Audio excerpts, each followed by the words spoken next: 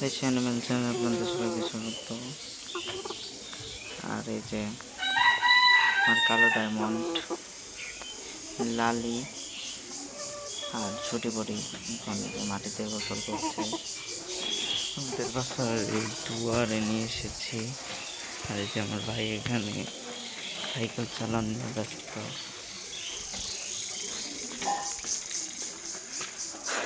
আর কালি তো কোনো মতেই এখানে বসতেছেই না, দেখতে চেষ্টা করে দিই। একটু গোসল করলে শরীর মন মেজাজ ভালো থাকে, সুস্থ থাকে। শরীরে কোনো ময়লা টয়লা থাকলে সেগুলো চলে যায়,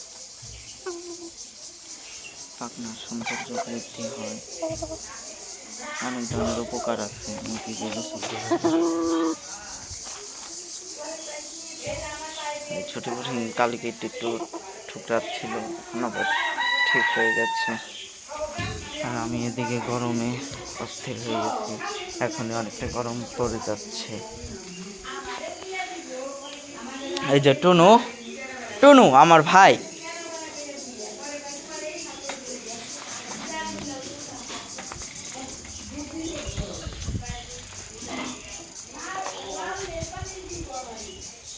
কালিও আস্তে আস্তে বসে যাচ্ছে।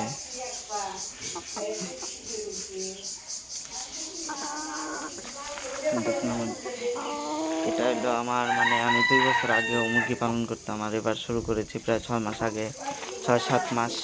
এই কালাটা প্রথমে কিনেছিলাম, এই যে ডায়মন্ড।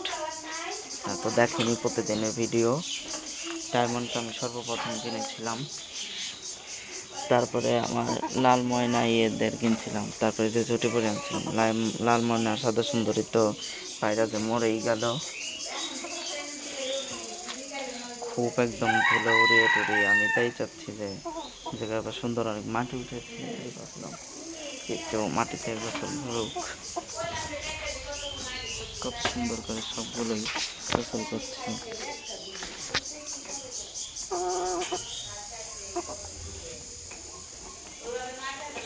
আজকে এটা অনেক সময় ধরে ছেড়ে রাখবো, দেখি আমার বন্ধ আছে, ছেড়ে রাখার চেষ্টা করি। আর এই যে মুরগিকে মাঝে মধ্যে একটু গোসল করালে ভালো হয়। এর আগের ভিডিওতেও আজকে আর নতুন বিষয় নিয়ে বলার কিছুই নেই, আমি শুধু আজকে দেখাচ্ছি আপনাদের কীভাবে গোসল করে। সবাই ভালো থাকবেন, সুস্থ থাকবেন। আজকের ভিডিও এই পর্যন্তই। আর আজকে কিন্তু সকালে আমি 3টা ডিম পেয়েছি, 4টা মুরগি থেকে। শুধু কালি ডিম পারিনি, আমার 3টা মুরগি আজকে ডিম পেরেছে। এই পর্যন্ত আজকের ভিডিও এখানে শেষ করছি।